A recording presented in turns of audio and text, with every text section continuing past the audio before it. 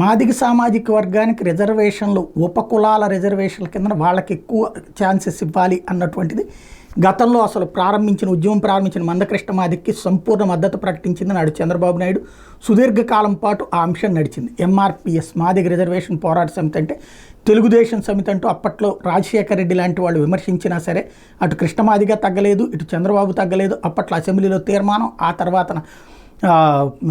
వచ్చేటప్పటికి దాన్ని అమలు చేయడానికి కేంద్రం దగ్గరికి పంపడం, కేంద్రం సంబంధించినటువంటి ఇష్యూస్ ఇవన్నీ జరిగిపోయినాయి. తర్వాత గతంలో రాష్ట్రంలో అమలు చేయడం, దాన్ని కొట్టేయటం ఇవన్నీ జరిగిపోయినాయి. ఆ తర్వాత సుప్రీంకోర్టులో కూడా ఆగాక ఇబ్బంది పడ్డారు. తర్వాత మళ్ళీ మొన్న కేంద్ర ప్రభుత్వం స్పందించడం, రాజ్యాంగ ధర్మాసనం రివ్యూ చేయటం, ఈ దఫా రిజర్వేషన్స్ ఇచ్చుకునేటటువంటి బాధ్యత కేంద్రానికి కాదు రాష్ట్రానికే నేను వదిలేసినటువంటి సందర్భంలో విభజిత రాష్ట్రంలో ఆంధ్రప్రదేశ్ తెలంగాణలు విడిపోవడం అన్నటువంటిది ఈ రిజర్వేషన్లకు ఒక పెద్ద సమస్య అయింది.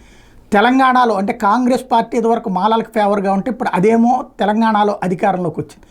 అక్కడేమో మాదిగ సామాజిక వర్గం ఎక్కువ. అందుకనినే రేవంత్ రెడ్డి కూడా రిజర్వేషన్ వర్గీకరణకు ఓకే అంటున్నారు. మరొక పక్కన ఆంధ్రప్రదేశ్లో వచ్చేటప్పటికి మాల సామాజిక వర్గానికి సంబంధించిన వాళ్ళు ఎక్కువ, ఇంటలెక్చువల్ వర్గంలో కావచ్చు, ఎడ్యుకేటెడ్ వర్గంలో కావచ్చు, ప్లస్ ఇది అందుకనినే మాకు రిజర్వేషన్లు కావాలనేది మాదిగ సామాజిక వర్గానికి సంబంధించింది.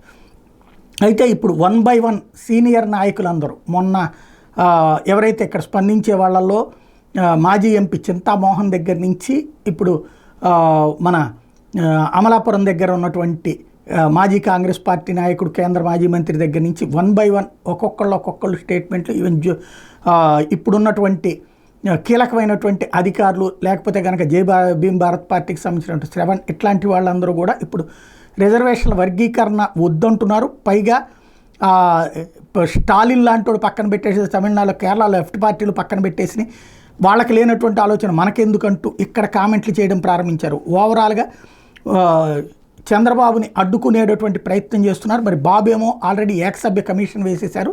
దాని మీద ఆల్రెడీ జడ శ్రవణ్ కుమార్ కోర్టులో సవాల్ కూడా చేశారు. ఏం జరుగుతుందో చూడాలి.